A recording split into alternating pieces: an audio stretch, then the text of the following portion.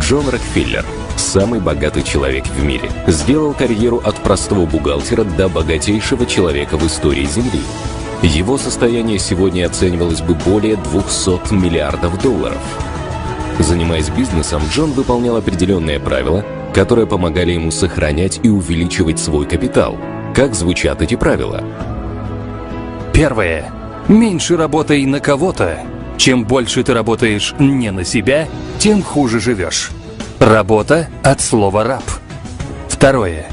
Экономь деньги. Ищи, где можно купить продукцию дешевле или оптом. Составляй список покупок заранее и покупай только то, что есть в списке. Третье.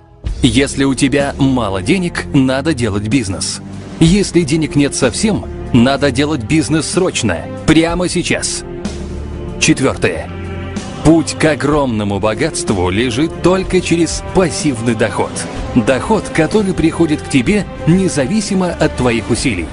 Создай источник пассивного дохода и живи себе в свое удовольствие. Пятое. Думай о том, как заработать минимум 50 тысяч долларов в месяц. Можно больше, меньше нельзя. Эта цифра была рекомендована Рокфеллером не просто так. Дело в том, что самые богатые люди в нашем мире ежемесячно тратят не более 50 тысяч долларов США. Шестое. Деньги приходят к тебе через других людей. Общайся. Необщительные люди крайне редко становятся богатыми. Седьмое. Бедное окружение практически всегда тянет тебя в бедность. Даже у очень богатых людей всегда найдутся родственники, друзья и прочие просители, которые, если от них профессионально не отбиваться, быстро лишат тебя денег, целей и твоей мечты.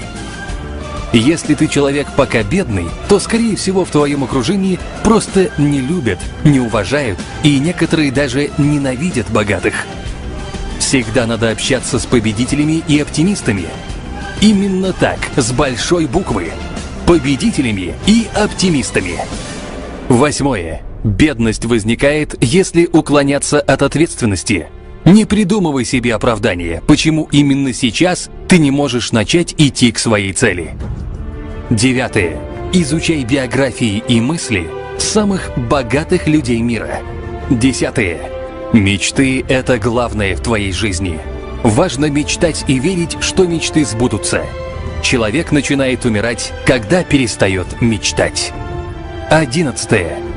Помогай людям не за деньги, а от чистого сердца, но только тем людям, которым ты сам хочешь помогать. Это не обязательно родственники или знакомые. Отдавай 10% прибыли на благотворительность. 12.